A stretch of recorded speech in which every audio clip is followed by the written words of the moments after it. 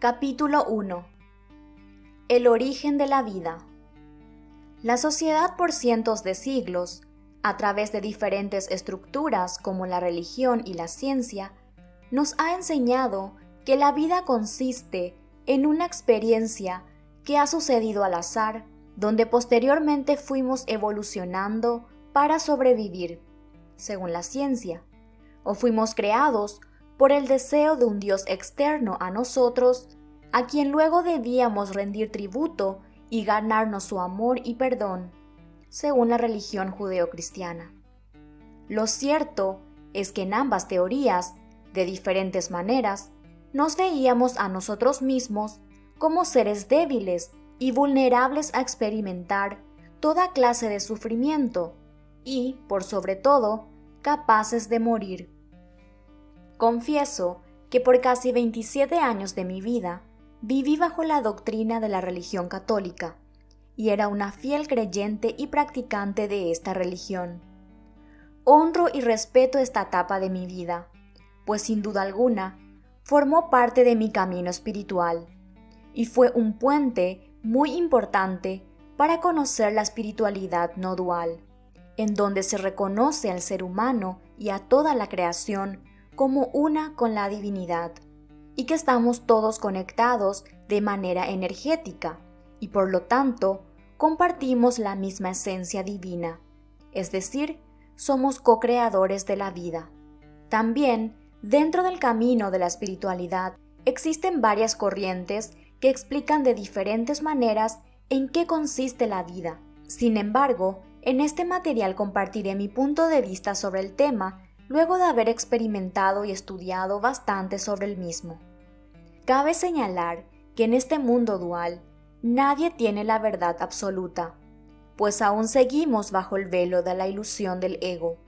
razón por la cual solo podemos ver una parte de la verdad, y a medida que más nos enfoquemos en esa parte, nos resultará más fácil vivir desde esa perspectiva, aún viviendo en este mundo de ilusiones.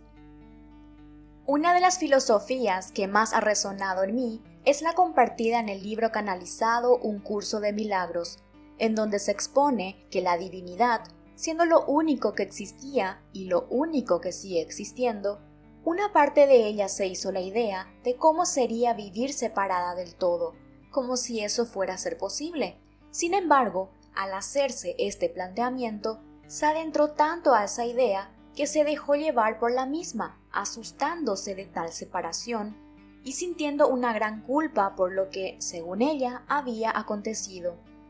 Y de esta forma, esta parte de la mente de la divinidad fue creando diferentes escenarios para que, dividiéndose en varias formas, lograse volver más pequeño su miedo y su sentimiento de culpa. De esta manera, fueron creados los mundos, las galaxias, las dimensiones y todo lo que conocemos en este plano y espacio temporal, y también lo que no conocemos, porque cada vez son más las personas que afirman que existen muchas más galaxias, muchos más universos y muchos otros seres, además de los que ya conocemos y que son oficialmente enseñados por las estructuras sociales.